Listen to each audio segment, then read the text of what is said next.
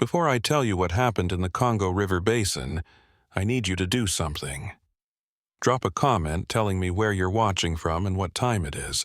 Hit that like button if deep water terrifies you.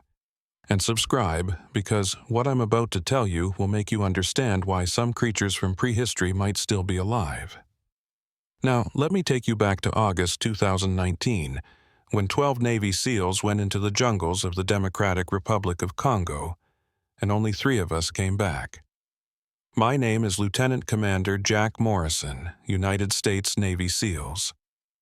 And this is the classified story of Operation River Delta, the mission that proved cryptozoologists were right about something living in Lake Tele, something that shouldn't exist, something that's been killing people for thousands of years, something we call Mokele-Mbembe.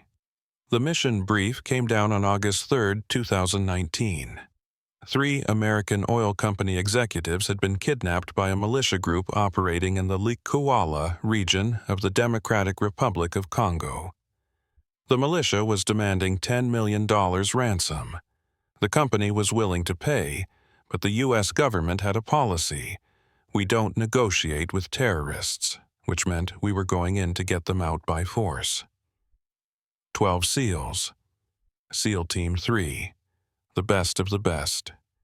We'd done dozens of hostage extractions. Iraq, Afghanistan, Somalia, Yemen.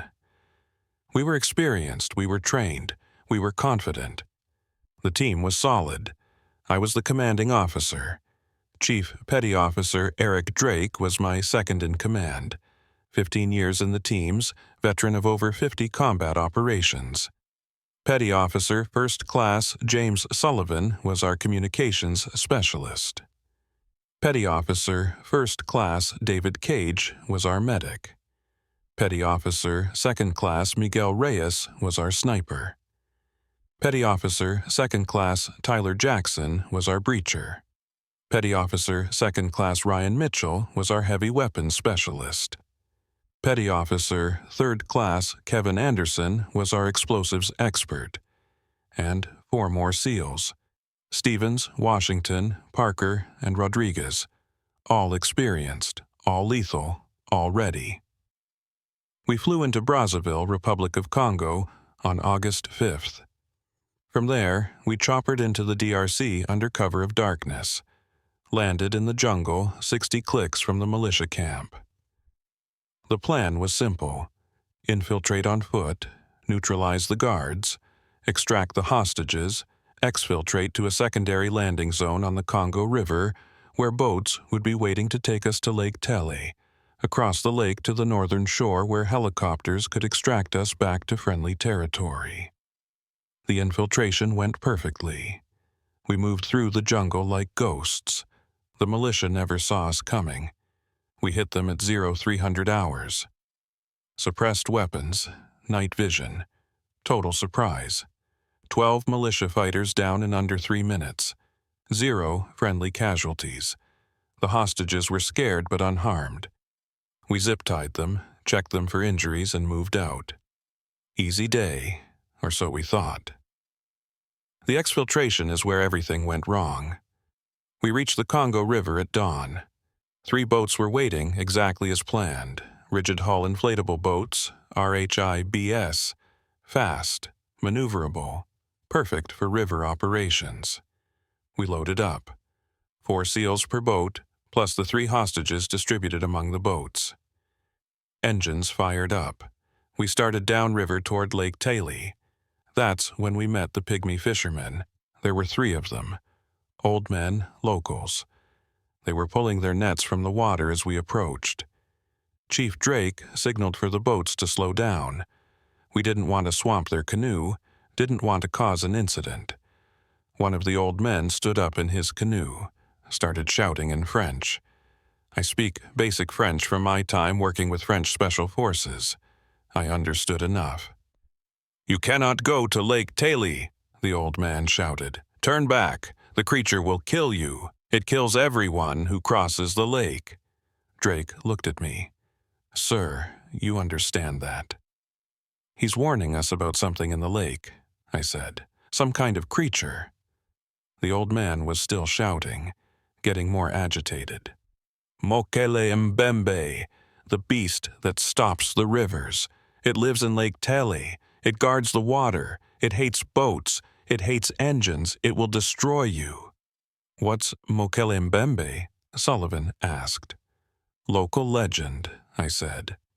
Cryptid, supposedly a dinosaur-like creature that lives in the Congo Basin. Cryptozoologists have been searching for it for over a century. Never found any proof. So it's not real, Drake said. Probably not, I agreed. Just local superstition. The pygmy tribes have a lot of folklore about forest spirits and river monsters.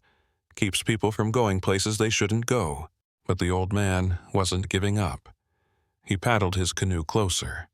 I have seen it, he shouted. 30 years ago, it destroyed my brother's boat, killed everyone aboard, 7 men. It came from beneath the water, massive, like a mountain rising from the lake. It has a long neck like a serpent, a small head, a huge body. It is real, and it will kill you if you cross Lake Tele. Sir, we need to move, Drake said. We're behind schedule. We need to reach the extraction point before noon or we miss our window.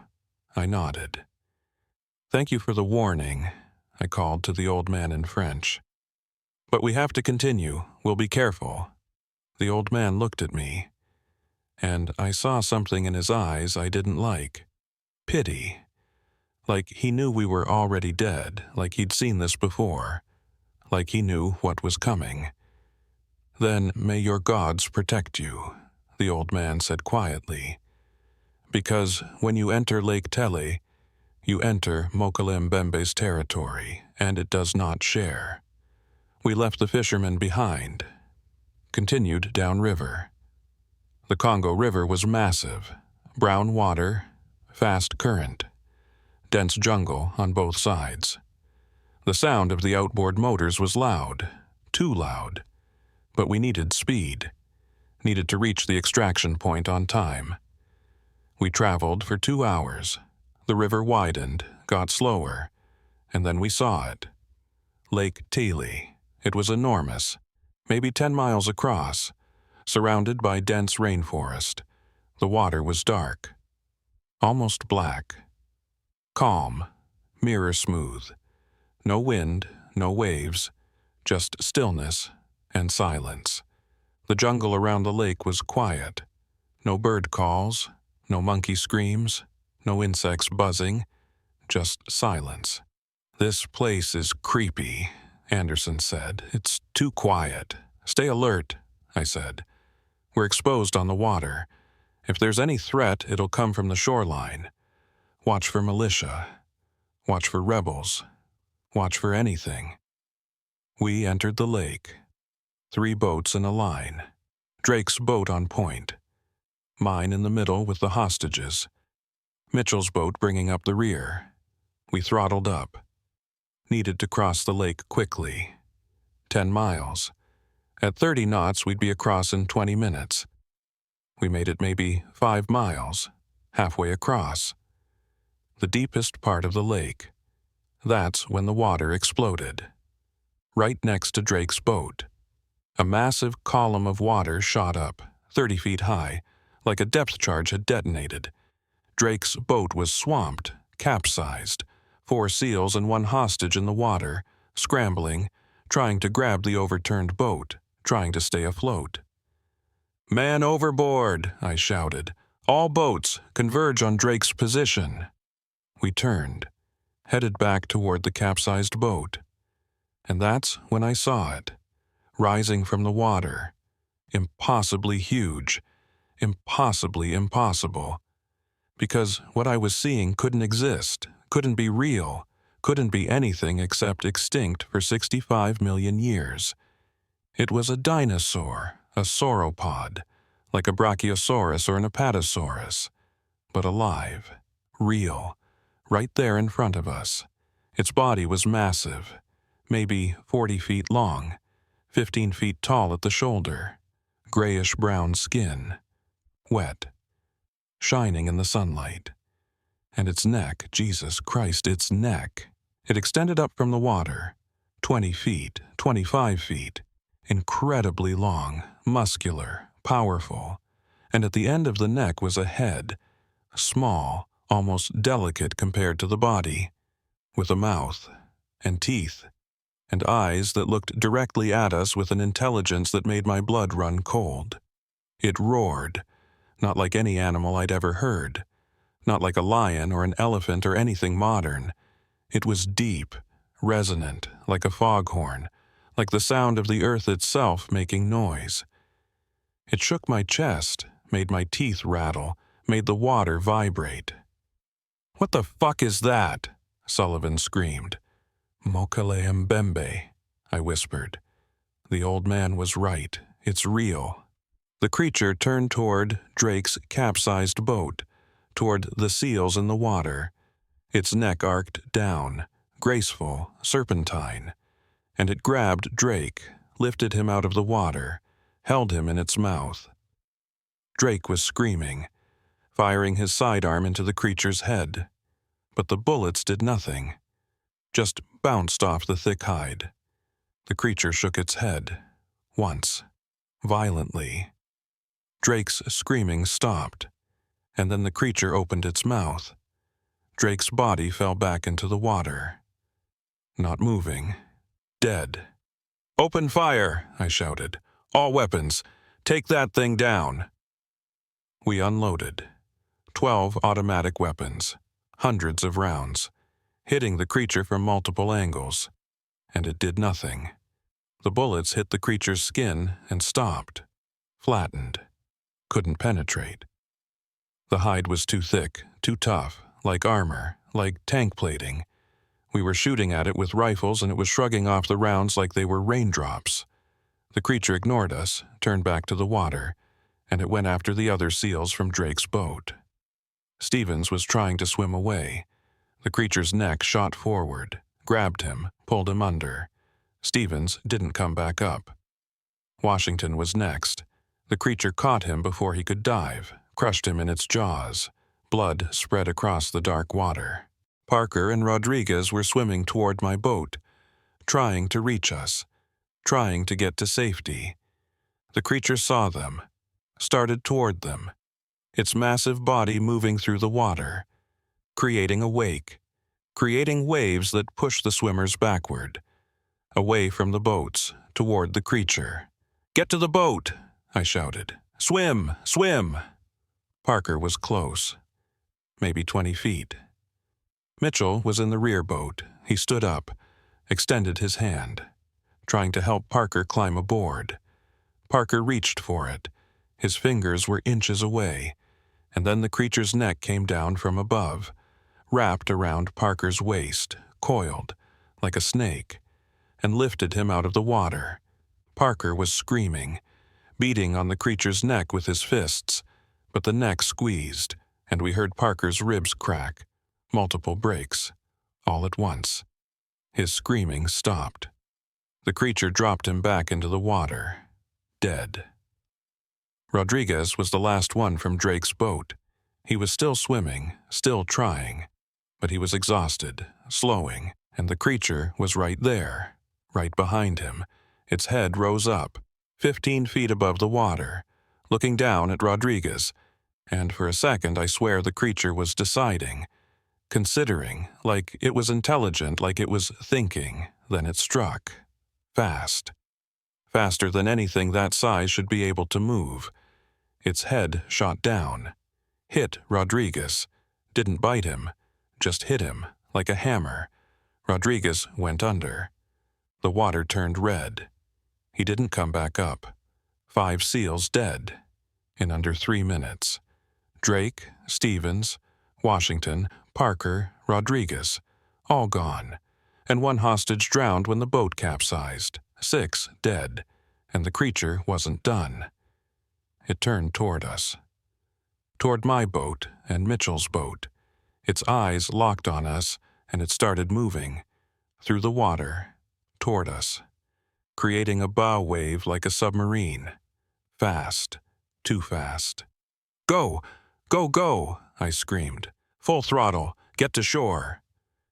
We opened up the engines, 35 knots, 40, pushing the RHIBs to their limit.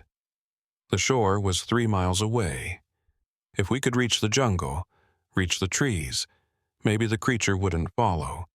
Maybe it would stay in the water. Mitchell's boat was behind us. The creature was faster. It was gaining, closing the distance, 100 yards, 75, 50. "Mitchell, evade!" I shouted over the radio. "Serpentine, don't let it close." Mitchell's boat started zigzagging, left, right, left, but the creature was smart. It anticipated, adjusted, stayed on course. And then it was right there, right underneath Mitchell's boat. And it rose, its back broke the surface, massive, like a whale breaching. The boat rode up on the creature's back, tilted, 45 degrees, 60 degrees, and then the boat flipped, went over backward. 4 seals in the water. Scrambling, shouting, the creature dove, disappeared beneath the surface, and then it came up under them, mouth open, teeth showing, and it grabbed Mitchell, Jackson, Anderson. All 3 at once pulled them under. They never came back up. Cage from Mitchell's boat was still on the surface, still alive, still swimming. He was my medic, my friend. I'd served with him for 8 years. I wasn't leaving him. "Turn around," I ordered Sullivan. "We're going back for Cage." "Sir, that thing will kill us all," Sullivan said. "That's an order. Turn the boat." Sullivan turned. We headed back toward Cage. He was maybe 50 yards away. We were closing fast.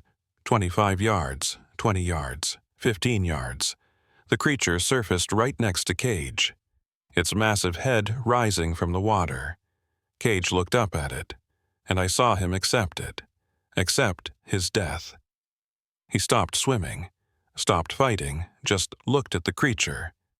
And the creature looked back, for maybe 5 seconds, an eternity, and then it grabbed him, gently, almost carefully, and pulled him under.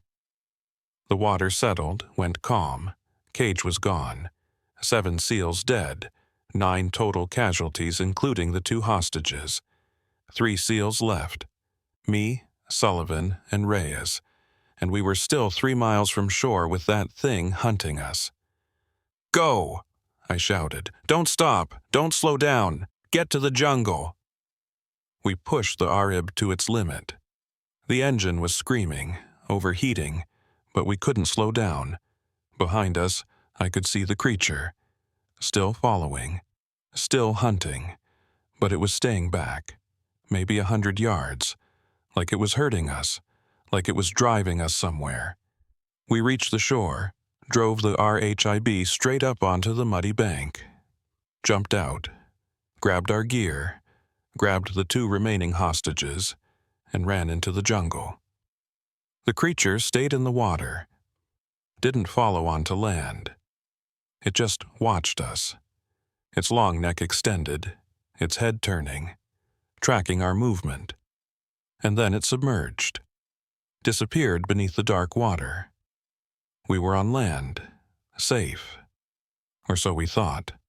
But we'd lost 7 brothers, 7 seals, to a creature that shouldn't exist. A living dinosaur, a cryptid from legend, Mokele-Mbembe. And we were 3 Navy SEALs lost in the Congo rainforest with no boats, no extraction plan, and no way to call for help because Sullivan's radio had been destroyed when we beached the boat. We had our weapons. We had our training. We had each other. But we were 80 miles from the nearest friendly forces. And between us and safety was jungle, swamp, militia, and that creature. That thing that had just killed 7 of the best soldiers America had to offer. That thing that was still out there, still hunting, still waiting. We should have listened to the old fishermen. We should have found another way across the lake. We should have believed the legends, but we didn't. And now 7 men were dead. And the three of us who survived were about to learn that Mokele-Mbembe didn't just hunt in the water. It hunted on land, too, and the jungle was its home. We moved through the jungle for 6 hours straight. No breaks, no rest, just movement, putting distance between us and Lake Tele, between us and that creature. The two remaining hostages were with us, Mark Peterson, 52, CEO of the oil company, and Elizabeth Cage, 38, Chief Financial Officer. They were exhausted, terrified. But they kept moving, they understood. Stop moving, die. Sullivan was on point. Reyes was rear guard. I was in the middle with the hostages. Standard patrol formation. Except we weren't on patrol. We were running, retreating, from something that had just killed 7 Navy SEALs like they were nothing. The jungle was brutal, dense, hot, humid. The temperature was over 100 degrees. The humidity was maybe 90%. We were soaked in sweat. Our uniforms were clinging to us. Every breath was like inhaling water, and the jungle was fighting us. Vines, roots, thorns, mud, everything was trying to slow us down, trying to stop us. "Sir, I need to stop," Peterson said. He was wheezing, out of shape, not used to this kind of physical exertion. "I can't breathe. I need water. I need to rest." "We rest when we're safe," I said. "Keep moving." "Where are we even going?" Elizabeth Cage asked. She was in better shape than Peterson, fitter, calmer, but I could see the fear in her eyes. "Do you have a plan?" "Secondary extraction point," I said. 60 miles northwest, there's a clearing, big enough for helicopters. If we can reach it, if we can get a signal out, they'll come get us. 60 miles? Peterson said. That'll take days. Through this jungle, we'll never make it. We'll make it, I said, more confidently than I felt. We're SEALs. This is what we do. We survive, we adapt, we overcome. But the truth was, I didn't know if we'd make it. We'd lost most of our equipment when the boats went down. We had our rifles, our sidearms, some ammunition, a few MRES, 2 canteens of water, 1 first aid kit, that was it. No radio, no GPS, no way to call for help. We were navigating by compass and map, old school, and in the Congo rainforest with the dense canopy blocking the sun, even compass navigation was difficult. We found a stream around noon, clear water, running fast.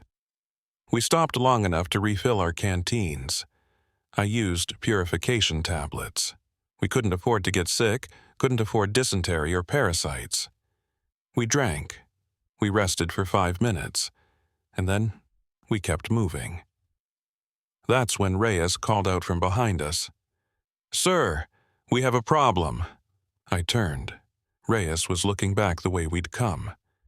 His expression was tense, worried. "What is it?" I asked. "Tracks," Reyes said. "Big tracks, really big, in the mud by the stream." We went back to look, and there they were. Footprints, massive footprints, maybe 3 feet across, circular, with 5 distinct toe marks, and they were deep. Whatever made these tracks was heavy, incredibly heavy, and the tracks were fresh, made within the last hour, maybe less. "What could make tracks that big?" Sullivan asked. "Elephant," Peterson suggested. "There are forest elephants in the Congo. Elephants have 4 toes," I said. "These have 5, and the stride is wrong. Look at the spacing. Whatever made these was walking upright, on 2 legs. Like a dinosaur," Elizabeth said quietly. "Like that thing in the lake." "It can come on land," Sullivan said. His voice was tight, scared. "We thought it stayed in the water. We thought we were safe in the jungle." I was studying the tracks, following them with my eyes. They came from the direction of Lake Tele. and they were following our path. Exactly our path. Like the creature was tracking us, hunting us. "It's following us," Reyes said. He'd reached the same conclusion. "It's been following us since we left the lake." "Sauropods were semi-aquatic," I said, remembering what I'd learned from documentaries, from books. They spent most of their time in water, but they could move on land. They had to reach vegetation, to migrate, to breed. "So, it can follow us anywhere," Sullivan said. "Water or land, we can't escape it." "Yes, we can," I said. "We're faster. We're smarter. We have weapons. We'll stay ahead of it. We'll reach the extraction point. We'll get out." But even as I said it, I was looking at those tracks, at the size, at the depth, and I was thinking about how easily that creature had killed 7 seals, how effortlessly it had destroyed our boats, how it had grabbed grown men and crushed them like they were nothing. We were prey. For the first time in my career as a SEAL, I wasn't the hunter. I was being hunted by something bigger, stronger, more dangerous than anything I'd ever faced. We kept moving. Faster now, more urgently. Every sound made us jump, every rustling of leaves, every snapping of twigs. We were on edge. Adrenaline pumping. Fight-or-flight response maxed out, and we were choosing flight because fighting that thing was suicide. Around 1600 hours, we hit swamp. The ground got soft, wet. We were sinking to our ankles, then our knees. The water was murky, brown. We couldn't see what was beneath the surface. Could be mud, could be quicksand, could be anything. "We need to go around," Sullivan said. "This swamp could go on for miles. We get stuck in here, we're dead." "We don't have time to go around," I said. "The creature is behind us. If we slow down, it catches up. We push through. Stay close. Watch each other's backs." We entered the swamp. The water was warm, almost body temperature. It smelled like rot, like decay, like things dying and decomposing in the stagnant water. We moved slowly, carefully, testing each step before putting our full weight down. We were maybe 100 yards into the swamp when we heard it. The roar, that deep, resonant, impossible sound. The same sound the creature had made at the lake.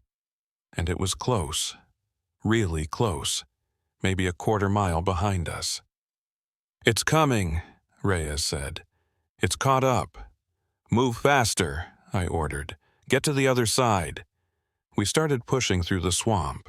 Waiting, the water was up to our waists now, deeper. Our weapons were held above our heads. Our gear was getting soaked. And we were making noise. So much noise, splashing, gasping, no stealth, no tactics, just desperation. The roar came again, closer. The trees behind us were shaking.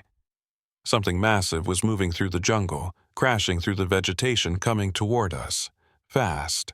And then we saw it, breaking through the tree line, entering the swamp. Mokele-Mbembe, even bigger than I remembered, even more terrifying in full daylight. In the jungle, out of its element but no less dangerous.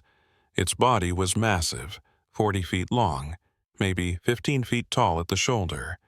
4 thick legs like tree trunks, and that neck, that impossibly long neck, extended up, searching, and then it spotted us, its head turned, those intelligent eyes locked on us, and it started moving toward us.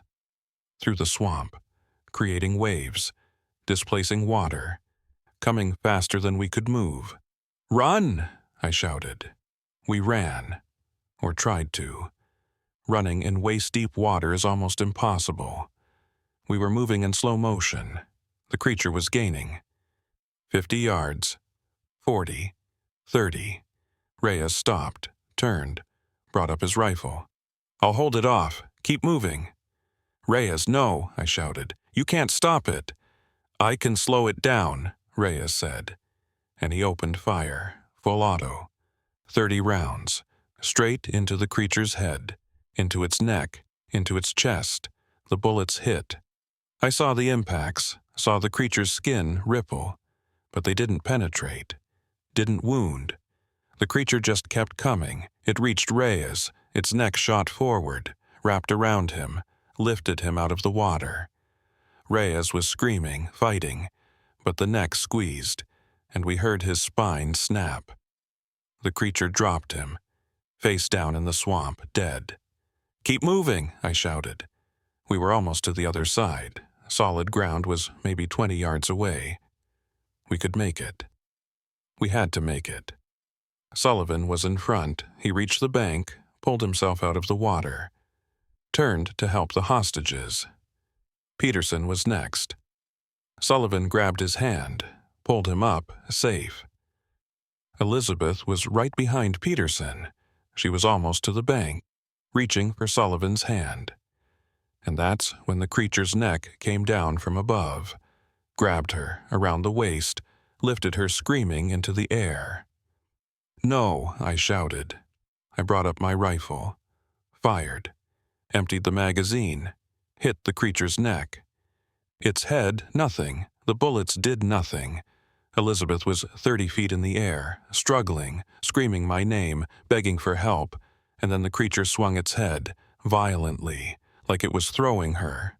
Elizabeth flew through the air, 30 feet, 40, and she hit a tree. Her body made a sickening crack. She fell into the swamp, not moving, dead or unconscious. Either way, gone. I reached the bank. Sullivan pulled me up. We were on solid ground, safe, but the creature was right there, at the edge of the swamp, 10 feet away, its massive head lowered, looking at us, studying us. "Shoot it!" Peterson screamed. "Kill it!" "Bullets don't work," I said. "We need to run." But the creature wasn't attacking. It was just watching.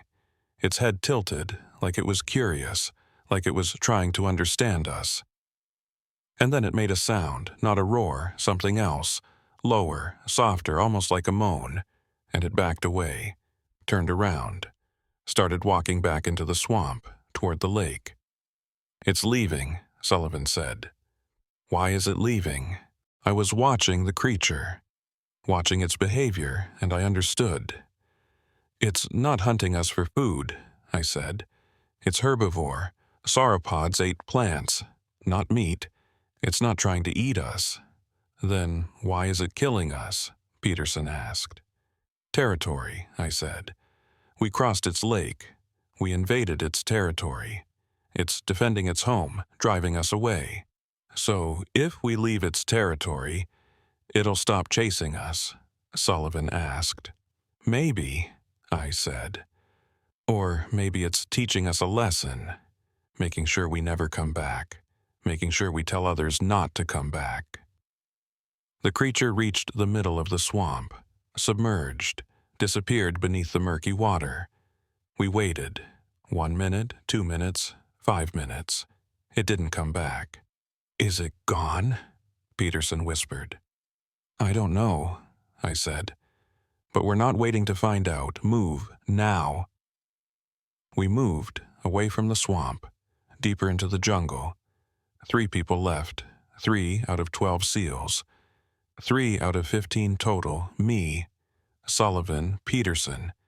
Elizabeth Cage was dead or dying in the swamp. Reyes was dead. 8 seals dead. 2 hostages dead.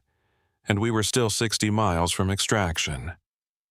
We walked until dark, found a small clearing, built a fire. Small, contained, just enough to keep the animals away, just enough to dry our clothes. We ate MRES, drank water, and we didn't talk. What was there to say? We'd lost 8 brothers. We'd been hunted by a creature from prehistory. We'd survived, barely. "What do we tell people?" Sullivan asked eventually. "When we get back, what do we say happened?" "We tell the truth," I said. Nobody will believe it, Sullivan said. A living dinosaur in the Congo? They'll think we lost our minds. They'll think we're making it up. I have video, Peterson said. Quietly. We both looked at him. He pulled out a waterproof phone case from his pocket. I filmed it, at the lake. When it attacked the boats, I got it on video. Show me, I said. Peterson opened the case. The phone was intact, dry. He pulled up the video, and there it was, clear, undeniable. The creature rising from Lake Tele, its massive body, its long neck, the attacks, the deaths, everything. This proves it, Peterson said. This proves Mokele-Mbembe is real. This changes everything. Cryptozoology, paleontology, science, everything. This gets us killed, I said. If this video gets out, every government, every corporation, every hunter in the world will come to Lake Tele. They'll try to capture it, kill it, study it, and a lot of people will die. That creature is defending its territory, its home, and it's good at it. So what do? Peterson asked. We get out of this jungle, I said. We reach extraction, we go home, and we decide what to do with that video once we're safe. Sullivan was looking into the darkness beyond the fire. Do you think it's still following us? I don't know, I said. Maybe, maybe not. Maybe we've left its territory, maybe it's gone back to the lake. Or maybe it's out there right now, Sullivan said, watching us. Waiting. I didn't answer because he was right. That creature was intelligent, more intelligent than any animal I'd ever encountered. It had tracked us, hunted us, killed us with precision and efficiency, and I had a feeling it wasn't done with us yet. We took turns keeping watch. 2 hours on, 2 hours off. All night. Every shadow was the creature. Every sound was its footsteps. Every rustling was its approach. But nothing happened. The night passed. Slowly, terrifyingly, but it passed. When dawn came, we extinguished the fire, packed up, and we started walking again, toward the extraction point, toward safety, toward home. 3 survivors, out of 12 seals, out of 15 total. We'd lost 8 brothers to Mokele-Mbembe, to a creature that shouldn't exist, to a legend that was real. And somewhere behind us, in Lake Tele, in the swamps, in the jungles of the Congo River Basin, that creature was still there. Still alive, still dangerous, still defending its territory from anyone foolish enough to enter. We should have listened to the old fishermen, but we didn't, and 8 people paid the price. We walked for 3 more days. 50 miles through jungle, swamp, and rivers. 3 people, me, Sullivan, and Peterson, exhausted, starving, running on nothing but adrenaline and desperation. Our MREs were gone. Our water was questionable. We were eating whatever we could find, berries, roots, anything that looked edible. We were getting weak, dehydrated, sick, but we were making progress. According to my map and compass, we were maybe 10 miles from the extraction point. 10 miles, one good day of walking, and we'd be there. We'd be safe. Helicopters would come. We'd go home. We just had to survive 1 more night. We made camp on high ground, a small hill overlooking a river. Good visibility, good defensive position. We built a fire, bigger this time. We needed warmth, needed comfort, needed to feel human again. Do you think it's still following us? Peterson asked. Same question he'd been asking every night. The creature, do you think it's still out there? I don't know, I said. Honestly, we haven't seen it in 3 days. Haven't seen tracks, haven't heard roars. Maybe we've left its territory. Maybe it's gone back to Lake Tele.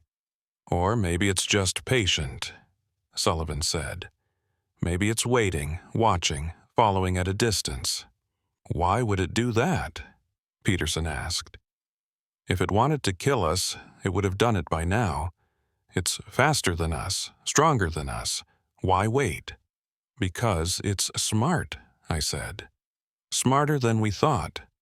It's not just an animal. It's intelligent. It understands threats. It understands weapons. It saw us shoot at it, saw the bullets bounce off. It knows we can't hurt it. So maybe it's taking its time. Maybe it's playing with us. That's a comforting thought, Peterson muttered. Or maybe, Sullivan said quietly, maybe it wanted us to get this far. Maybe it wanted us to think we were safe. Maybe it followed us all this way just to finish what it started, to make sure none of us make it out, to make sure nobody ever knows what happened at Lake Tele. I looked at Sullivan. He was serious. Dead serious. And the scary thing was, he might be right. That creature had shown intelligence, strategy. It hadn't just attacked randomly, it had targeted our boats, had killed specific people, had let some of us escape the lake only to hunt us through the jungle. Maybe this was all part of its plan, its strategy, hurt us, exhaust us, and then finish us when we were too weak to fight back. We're going to make it, I said, more to myself than to them. Tomorrow, we reach the extraction point. Tomorrow, we get picked up. Tomorrow, this nightmare ends. If the helicopters come, Peterson said, what if they don't? What if nobody knows where we are? We lost radio contact days ago. For all they know, we're all dead. They might not even send a rescue team. They'll send a team, I said. We had a scheduled check-in. When we missed it, they activated contingency protocols. They'll come to the extraction point. They'll wait. And when we show up, they'll get us out. And then what? Sullivan asked. We tell them about Mokele-Mbembe. We show them Peterson's video. What happens when the world knows there's a living dinosaur in the Congo? I don't know, I admitted. But that's not our problem right now. Right now, our problem is surviving until tomorrow. So we take shifts, we stay alert, and we make it through one more night. We drew straws. I got first watch, Peterson got second. Sullivan got third. I sat by the fire, rifle across my lap, watching the darkness beyond the light, listening to the jungle. The sounds were different here, more active, more alive. Birds calling, monkeys screaming, insects buzzing, normal jungle sounds. Sounds that meant predators weren't close, sounds that meant we might actually be safe. My shift passed without incident. I woke Peterson, gave him my rifle, and I lay down by the fire, closed my eyes, and for the first time in days I fell into actual sleep, deep sleep, dreamless sleep, the sleep of the truly exhausted. I woke to screaming, Peterson. Screaming, I shot upright, grabbed my sidearm, and I saw it. The creature, it was here, it had found us. It was right at the edge of our camp, its massive head lowered, looking directly at Peterson. Peterson was backpedaling, firing his sidearm. The bullets were hitting the creature's face, bouncing off, doing nothing. "Sullivan!" I shouted. "Wake up!" Sullivan was already awake, on his feet, rifle up, firing, full auto, into the creature's neck, its chest, its legs, nothing. The creature didn't even flinch. It just stared at Peterson, and then its neck shot forward, grabbed him, around the chest, lifted him screaming into the air. I was firing my sidearm, emptying the magazine, hitting the creature's head, its eyes, nothing. The creature started squeezing. We could hear Peterson's ribs cracking. His screaming got higher, more desperate, and then it stopped. His body went limp. The creature held him for a moment longer, then dropped him, dead.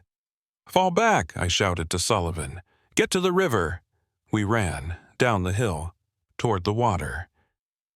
The creature was following, moving faster now, no longer patient, no longer stalking. It was attacking, finishing us. We hit the water, started crossing.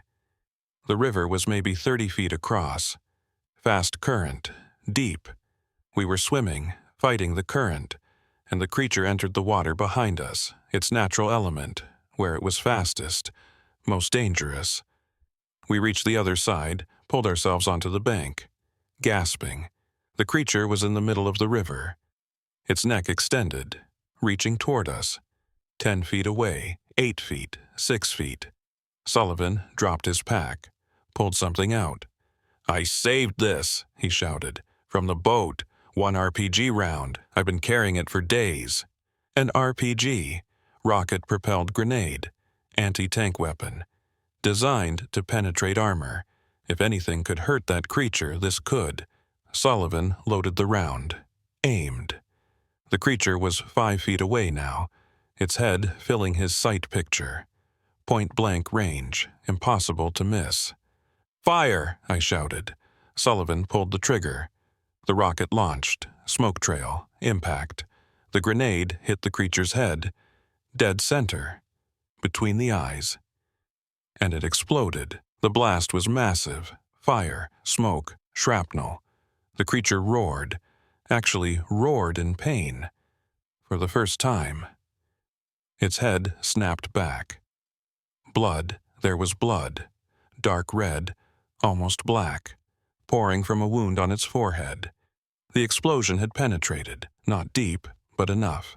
Enough to hurt it, enough to wound it. The creature thrashed, its neck whipping side to side, its roar shaking the trees, and then it retreated. Back into the river, back toward the far bank, back toward where we'd come from. It wasn't dead, but it was hurt, and it was leaving. "We did it," Sullivan said. He was staring at the creature, at the wound, at the blood. "We actually hurt it." "Not enough," I said. "Look, it's still moving, still alive. We just pissed it off." The creature reached the far bank, pulled itself out of the water, and it turned back to look at us. Even from 100 feet away, I could see its eyes, and I saw something I hadn't seen before. Anger. Real, focused anger. We'd wounded it, and it was going to make us pay. But instead of attacking, the creature turned away, started walking. Back the way it had come. Back toward Lake Tele, back toward its territory. It was leaving, for real this time. "Why is it leaving?" Sullivan asked. "We're right here. It could finish us." "Maybe we hurt it worse than we thought," I said. "Maybe it needs to recover.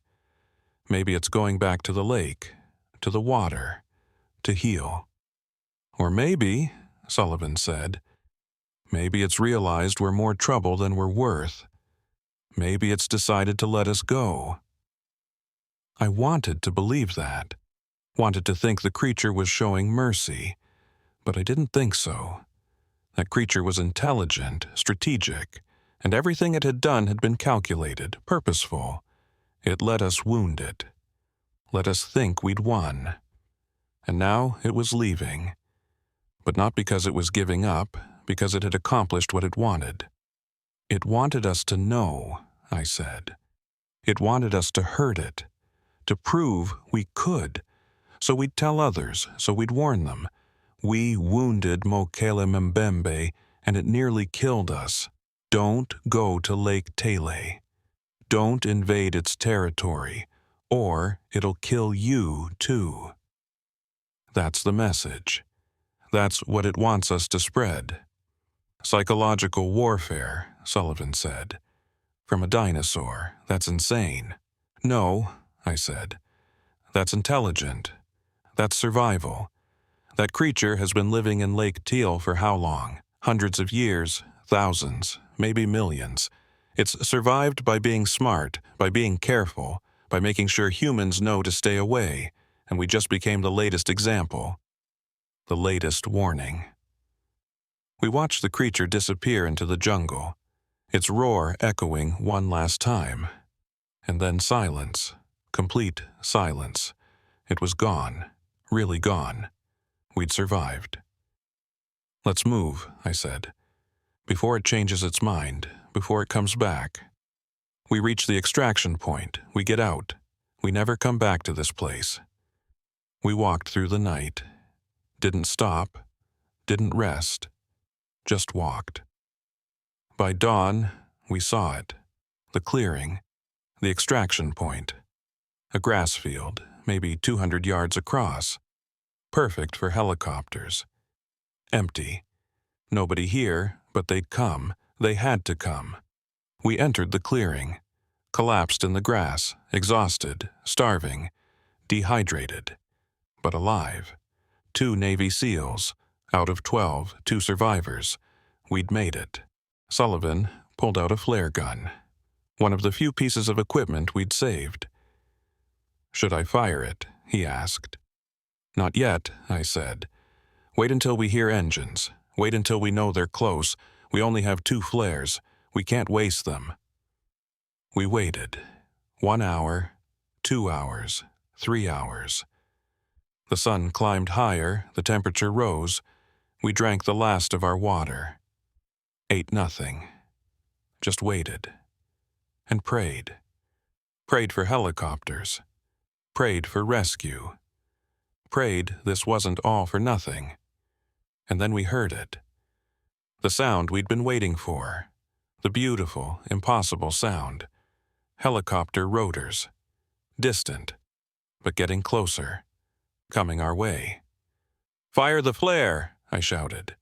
Sullivan aimed the flare gun straight up. Fired. The flare shot into the sky. Red smoke. Bright. Visible for miles. The helicopter sound changed. Adjusted course. Coming toward us. They'd seen the flare. They were coming. 2 Blackhawks appeared over the tree line.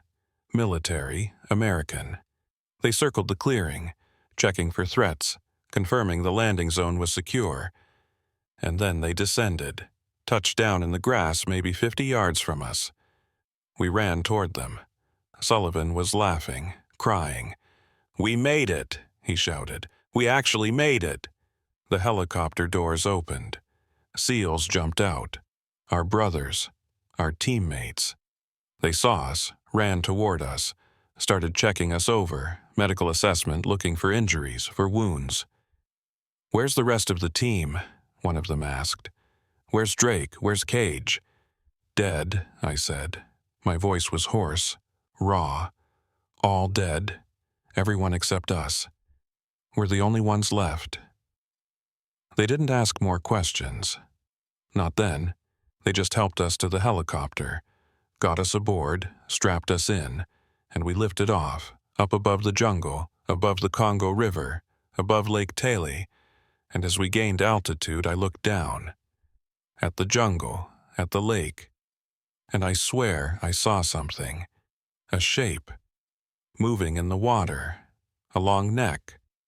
A massive body. Watching us. Watching us leave. Mokele-Mbembe. Still there, still alive, still guarding its territory. And as we flew away, as the jungle disappeared behind us, I knew the truth. We hadn't defeated that creature. We'd barely survived it. And it was still down there, still waiting, still ready to kill anyone foolish enough to enter its domain.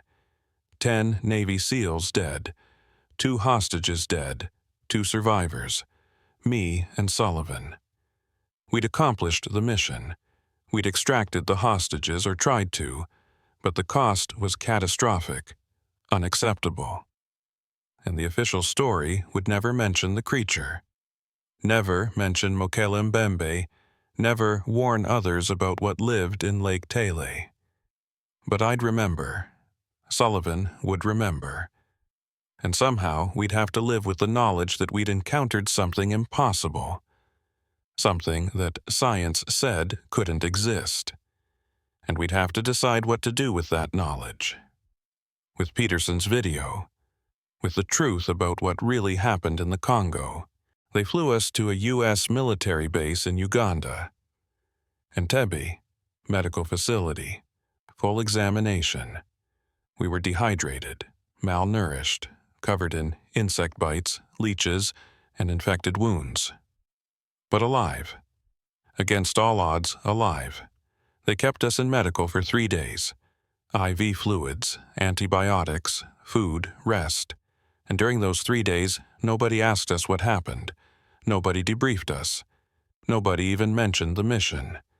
They just kept us isolated. Separate rooms, no visitors, no communication. On the 4th day, they came for us. 2 men in suits, CIA. I could tell from the way they moved, the way they talked, the way they looked at us like we were problems to be solved rather than soldiers to be debriefed. They brought us to a secure room, windowless, soundproof. Just a table, 4 chairs, a recording device, and a file. Thick, classified, stamped with more security clearances than I'd ever seen on one document. Lieutenant Commander Morrison, Petty Officer Sullivan, the first man said. He was maybe 50, gray hair, tired eyes. I'm Director Collins. This is Agent Reeves. We're here to discuss what happened in the Congo. Where's Peterson? I asked. The hostage. Mark Peterson, where is he? Mr. Peterson is being debriefed separately, Collins said. We'll get to him. First, we need to hear your version of events from the beginning. Everything that happened from the moment you inserted into the DRC until the moment you were extracted. I told them everything. The mission, the extraction of the hostages, the journey to Lake Tele, the old fisherman's warning, the creature, the attacks, the deaths, all 10 seals. How we wounded it with an RPG, how it let us go, how it's still alive, still in Lake Tele, still dangerous. Collins and Reeves listened without interrupting, took notes, recorded everything. And when I finished, there was a long silence. Then Collins opened the file, pulled out photographs, satellite imagery, documents. We've known about Mokele-Mbembe for a long time, Collins said. Longer than you'd think. First confirmed sighting was in 1909. German explorer. He described it exactly as you did. Sauropod. 40 feet long. Long neck. Small head. Living in the Congo Basin. Since then, there have been dozens of sightings, hundreds. From locals, from explorers, from missionaries, all describing the same creature. So it's real, Sullivan said. Officially real. The government knows about it. The government knows there's something in the Congo, Collins said. Something large, something dangerous, something that's been killing people for over a century, but we've never had proof, never had evidence solid enough to act on, until now. He pulled out another photo, and I recognized it immediately. It was a still frame from Peterson's video, the creature rising from Lake Tele. Clear, undeniable, proof. Mr. Peterson was very cooperative, Collins said. He provided us with his phone, with the video, with everything he recorded, and we've analyzed it, authenticated it. It's real, unedited, genuine. This is the first confirmed video evidence of Mokele-Mbembe's existence. So, what happens now? I asked. You make it public? You tell the world? You send teams to study it, capture it? No, Collins said firmly. We bury it. We classify it. We make sure this information never sees the light of day. What? Sullivan said. Why? This changes everything. This proves dinosaurs aren't extinct. This proves cryptozoology is real. This is the most important scientific discovery in history. This is a threat to national security, Reeves said. It was the first time he'd spoken. His voice was cold, mechanical. If this information gets out, every government, every corporation, every hunter, every idiot with a camera will flood into the Congo. They'll try to find that creature, capture it, kill it, study it, and a lot of people will die. Hundreds, maybe thousands. That creature is extremely dangerous. You lost 10 men to it. How many will die when untrained civilians go looking for it? And there are other considerations, Collins added. Economic, political. The Congo Basin is one of the last truly wild places on Earth. If we confirm there's a living dinosaur there, the entire region becomes a target. Mining companies, oil companies, tourism. The ecosystem will be destroyed, the local tribes will be displaced, and that creature will either be killed or captured and put in a zoo somewhere. Is that what you want? I want the truth, I said. I want people to know what's out there. I want my men to be remembered for what really happened, not some bullshit cover story. Your men will be honored, Collins said. They'll receive full military funerals, medals. Their families will be told they died heroes. But the truth about how they died stays classified. The creature stays classified. The video stays classified. Everything about this mission stays classified. What about Peterson? Sullivan asked. He recorded that video. It's his proof, his discovery. You can't take that from him. Mr. Peterson has been very reasonable, Collins said. We've explained the situation. He understands the implications. He's agreed to surrender the video, to sign a non-disclosure agreement, to never speak about what he saw in the Congo. In exchange, his company will receive certain considerations, government contracts, favorable treatment, enough to make his cooperation worthwhile. You bought him off, I said. We made him understand reality, Reeves said. The video does him no good if he's dead, and if he releases it, he will be dead. Either that creature will kill him when hunters start flooding into Lake Tele looking for it, or other interested parties will ensure his silence. This way, he stays alive, stays quiet, and everyone benefits. What about us? Sullivan asked. Are you buying us off too? You're military, Collins said. You understand classification. You understand operational security. You took an oath. And that oath includes protecting national secrets. This is now a national secret. You will not speak about it. You will not confirm it. If anyone asks, the official story is that your team was ambushed by militia forces. There was heavy fighting, 10 men were killed, you survived. That's all anyone needs to know. And if we refuse, I asked, if we go public, if we tell people what really happened, Collins looked at me. And in his eyes, I saw the truth. They'd kill us.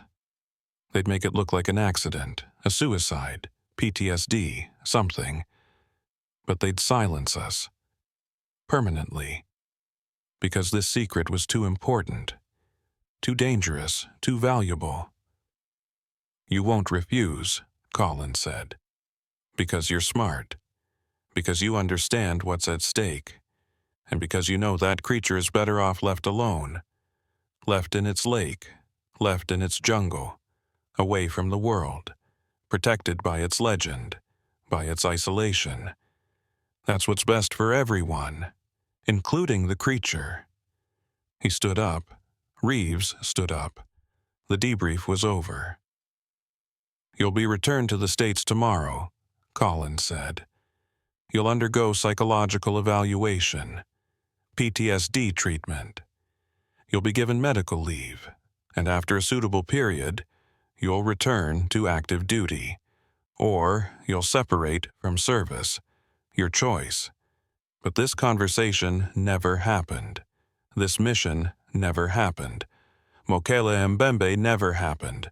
Are we clear? Crystal, I said. What else could I say? They had us. They had the power. They had the authority. And they were right about one thing. That creature was better off left alone. They released us the next day, flew us to Norfolk, Virginia, Naval Base, medical evaluation, psychiatric evaluation, PTSD screening, the works, and they found exactly what they expected to find. 2 men traumatized by combat, by loss, by survivor's guilt. 2 men who'd lost their entire team, who'd watched their brothers die, who'd barely survived themselves. The official story was published 2 weeks later. Task force ambushed by militia forces in the Democratic Republic of Congo. Heavy fighting. 10 SEALs killed in action. 2 survived. Mission was classified. Details were classified. Everything was classified. The funerals were heartbreaking. Drake, Cage, Reyes, Jackson, Mitchell, Anderson, Stevens, Washington, Parker, Rodriguez, 10 flag-draped coffins, 10 grieving families, 10 lives ended, and I had to stand there at each funeral and lie. Lie to the parents, the wives, the children. Tell them their sons, their husbands, their fathers died fighting terrorists, died as heroes, died for their country. And they did die as heroes, but not the way their families thought. They died fighting something impossible, something that shouldn't exist, something that nobody would ever believe was real. Sullivan didn't handle it well. The lies, the cover-up, the guilt. He started drinking, started isolating, started having nightmares. I tried to help him, tried to get him into therapy, into treatment, but he wouldn't go, wouldn't talk about it, wouldn't admit he was struggling. 3 months after we got back, Sullivan disappeared. Just vanished, left his apartment, left his car, left everything. The Navy listed him as AWOL, then as a deserter. But I knew the truth. Sullivan had gone back. Back to the Congo, back to Lake Tele, back to face that creature one more time. They found his body 2 months later. Floating in the Congo River, 50 miles downstream from Lake Tele. Drowned. Or so the official report said. But I knew better. I knew what had happened. Sullivan had gone back, and Mokele-Mbembe had finished what it started. I stayed in the Navy for another year, but I was done. Broken. I couldn't look at my teammates the same way, couldn't do the missions the same way, couldn't pretend everything was normal when I knew what was really out there, what was really possible, what we'd really faced. I separated from service in 2021. Medical retirement, PTSD. I moved to Montana, bought a cabin in the middle of nowhere, and I tried to forget, tried to move on, tried to live a normal life, but I can't forget, can't move on, because I know the truth, and the truth haunts me every day. Mokele-Mbembe is real. It's alive. It's in Lake Tele in the Congo River Basin, and it's been there for thousands of years, maybe millions, a living dinosaur, a sauropod, surviving in the last truly wild place on Earth, protected by its isolation, by its legend, by its lethality. The Congo government officially denies its existence, calls it superstition, folklore. They've closed the Likouala region to tourists, to researchers, to explorers. They say it's for conservation, for protecting the rainforest. But I know the truth. They're protecting people from that creature, and protecting that creature from people. Because if the world knew what was really in Lake Tele, thousands would come. Hunters, scientists, tourists, documentary filmmakers, trophy collectors, and that creature would kill them all. Every single one, because that's what it does. That's what it's evolved to do. Defend its territory, protect its home, kill anything that threatens it. And I'm telling you this story now breaking my classification, violating my NDA, risking everything. Because people need to know. People need to understand. If you're thinking about going to the Congo, if you're thinking about exploring Lake Tele, if you're thinking about searching for Mokele-Mbembe, don't. Just don't. That creature is real. It's dangerous. It's intelligent. And it will kill you. Not because it's evil, not because it's a monster, but because you're in its territory. And it doesn't share. We lost 10 Navy SEALs to that creature. 10 of the best soldiers America has ever produced. Men who'd survived combat in Iraq and Afghanistan. Men who'd faced terrorists and insurgents and warlords. And that creature killed them like they were nothing. Like they were insects. Like they were irrelevant. If Navy SEALs couldn't survive Mokele-Mbembe, what chance do you have? I've seen the forums, the websites, the expedition plans. People are still looking for it. Still searching. Still planning trips to Lake Tele. And every time I see one, I think about sending a message. Sending a warning. Telling them the truth. But they wouldn't believe me. Nobody believes in living dinosaurs. Nobody believes in creatures from prehistory surviving in the modern world. They'd call me crazy. They'd say I'm making it up. They'd say there's no proof. And they'd be right. There's no proof. The video was confiscated, classified, buried so deep nobody will ever see it. Peterson signed his NDA, took his money, stayed silent. Sullivan is dead. The Navy denies everything. The government denies everything. There's no evidence, no proof, nothing to show that Mokele-Mbembe is anything more than a legend, a myth, a story told by superstitious locals. But I was there. I saw it. I fought it. I watched it kill my brothers. And I survived because it let me survive. Because it wanted a witness. Wanted someone to tell the story. Wanted someone to warn others. To keep them away. To protect its territory, and that's what I'm doing now. Warning you. Begging you. Stay away from Lake Tele. Stay away from the Congo Basin. Stay away from Mokele-Mbembe's territory, because if you go there, if you enter that water, if you cross that lake, you won't come back. That creature will kill you. Just like it killed my brothers. Just like it killed Sullivan. Just like it's killed hundreds of others over the centuries. Some things should remain hidden. Some places should remain unexplored. Some creatures should remain legends. And Mokele-Mbembe is one of them. It's still there, still alive, still guarding Lake Tele, still waiting. And it will be there long after we're all gone, long after humanity forgets about it, long after the legends fade, because that creature is a survivor. It's been surviving for millions of years, and it will survive millions more. So this is my warning. This is my testimony. This is the truth about what happened in the Congo in August 2019. 12 Navy SEALs went in. 3 came out. And one of those 3 went back and died. Leaving me, the sole survivor, the only witness, the only one left to tell the story. Mokele-Mbembe is real.